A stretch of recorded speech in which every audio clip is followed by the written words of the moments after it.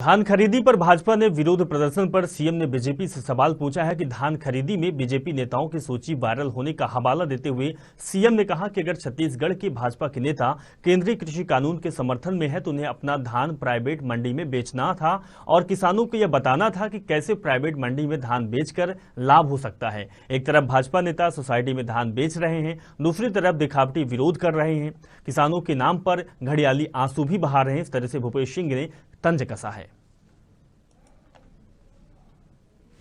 छत्तीसगढ़ राज्य बना और समर्थन मूल्य धान खरीदी की व्यवस्था छत्तीसगढ़ सरकार ने किया था।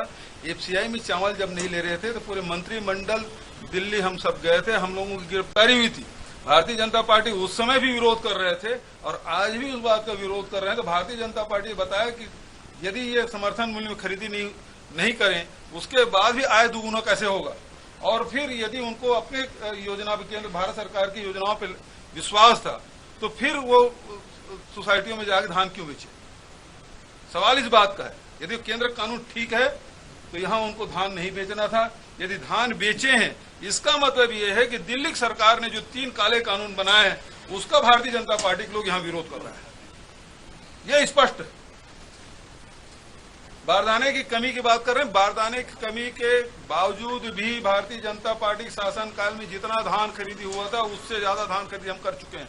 जितने किसान उनके शासन काल में बेचते थे धान, उससे ज्यादा किसानों का धान हम खरीद चुके हैं। हमारी ये व्यवस्था है। हमने जहां सोसाइटियों की संख्या 1.5 गुना किया, उसी प्रकार धान खरीदी केंद्र की संख्या भी 1/4 हमने बढ़ाई और इसके कारण से कहीं कोई अव्यवस्था नहीं है और सारी जगह सुव्यवस्थित ढंग से धान खरीदी हो रहा है। ये बात सही है।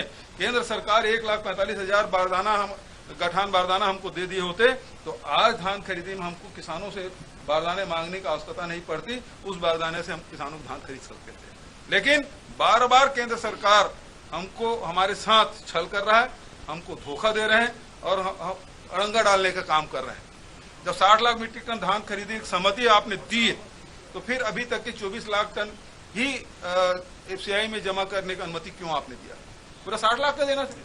आप बार बार अड़ंगा डाल रहे हैं और भारतीय जनता पार्टी के लोग यहाँ घड़ियाली आंसू बहा